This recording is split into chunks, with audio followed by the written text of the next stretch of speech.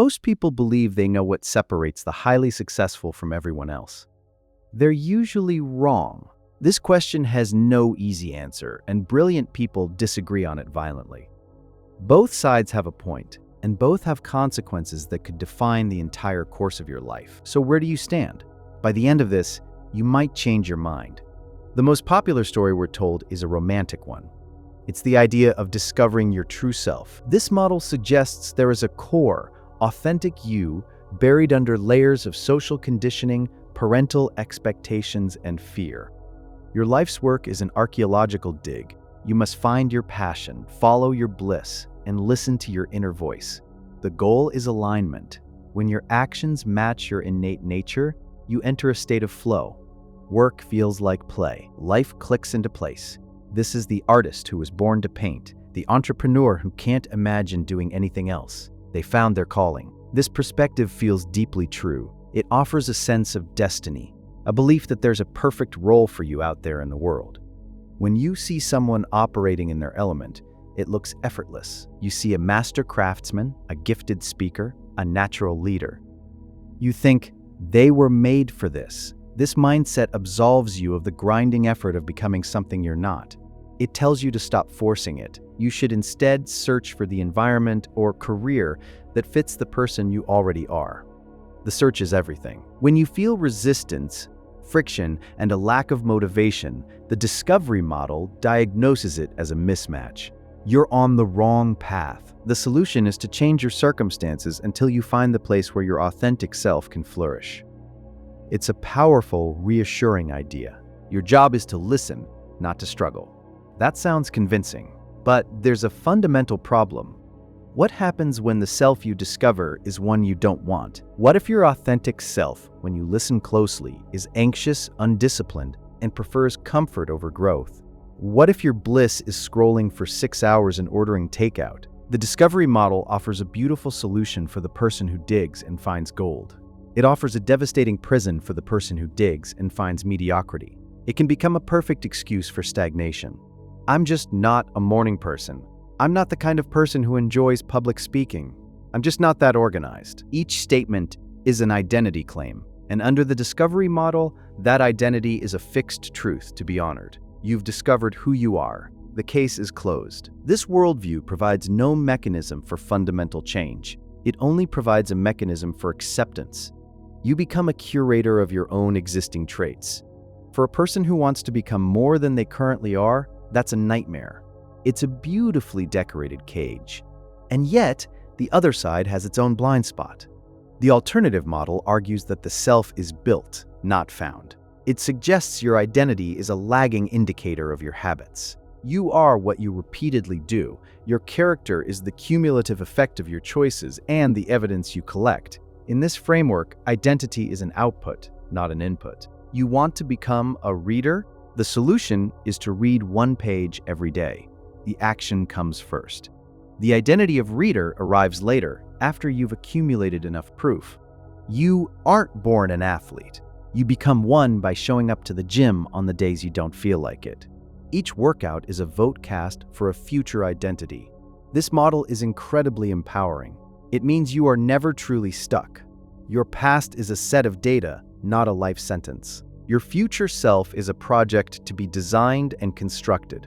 Imagine you're designing a new person from scratch. This model gives you the blueprints. It suggests you can reverse engineer an identity. If you want to be more confident, you place yourself in situations that demand confident behavior over and over. You're not faking it till you make it. You are forging a new reality through exposure and action. Your brain physically rewires based on your behavior and environment. Choose a different room. You get a different person. Spend time with different people. You start to adopt their mindset. This is the logic of immersion. It's why moving to a new country is the fastest way to learn a language. You don't study your way to fluency. You live your way there. This model claims the same is true for personality, for ambition, for courage. Agency is everything. You are the architect. This logic seems bulletproof, almost like a cheat code for life. But critics of this position point out its cold, mechanical nature. Where is the soul in this calculation?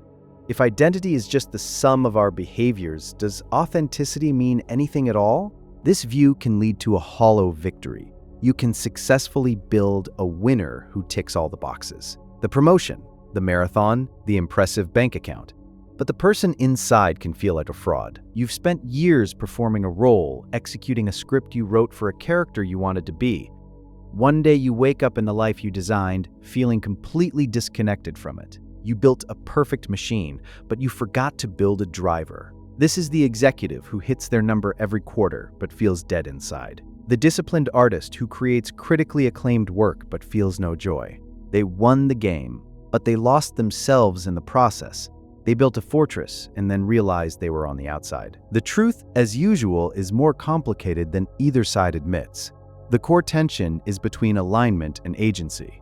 The discovery model champions alignment with a perceived internal truth. The build model champions the use of agency to create a future truth. One path risks passivity. The other path risks a profound sense of alienation. The real mental shift that separates sustainable winners is understanding that this is a sequence, not a choice. You don't have to pick one.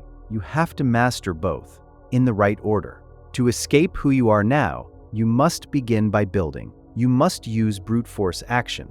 You must cast votes for a future self that your current self finds foreign, even uncomfortable. You act your way into a new way of thinking. You force yourself to go to the gym until the identity of fit person feels more true than lazy person. You push yourself to speak in meetings until contributor feels more real than observer. This is the construction phase. It requires discipline and a willingness to feel like an imposter for a while. Because the goal of the build phase is to create a new self that you can then align with. The process is one of identity migration. You are consciously moving your sense of self from one set of behaviors to another. The end game isn't to be a performer forever. The end game is for the performance to become so deeply ingrained that it becomes your new baseline, your new authentic. You don't find your true self. You build a self that you are proud to call true. This resolves the paradox. The initial actions are inauthentic by definition. They contradict who you are right now, but they are in service of building a future self that you can inhabit authentically. It's a two-step dance. Build, then align. Create, then inhabit. The people who succeed long-term are the ones who can tolerate the temporary discomfort of the build phase.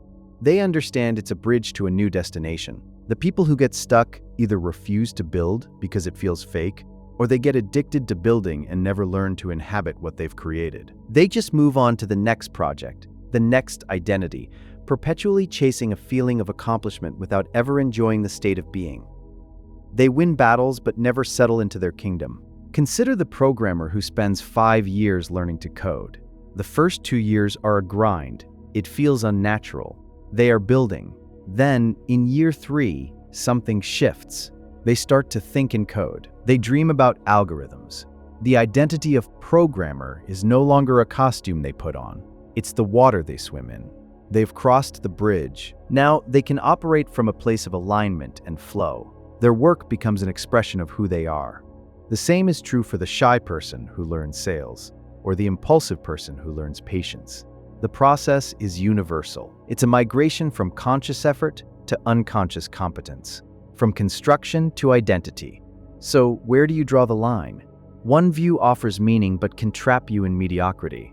The other offers power, but can lead to a hollow, transactional existence. One feels true but might be a prison.